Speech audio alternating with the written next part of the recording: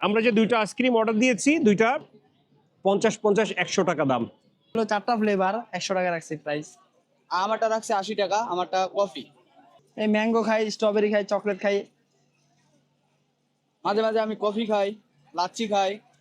হ্যাঁ, আমরা 4 জন আসছি, গুলো আইসক্রিম খেলাম, খুব ভালো লাগছে। তো ভাইকে অসংখ্য ধন্যবাদ, ভাইয়ের আইসক্রিমটা আসলে মজার ছিল।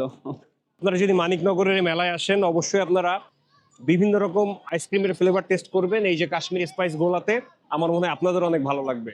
মানিকনগর ঢাকায় এই মেলাটি চলছে, আরো 10 দিন মেলাটি চলবে। আপনারা আশেপাশে থাকলে অবশ্যই এসে দেখে যেতে পারেন।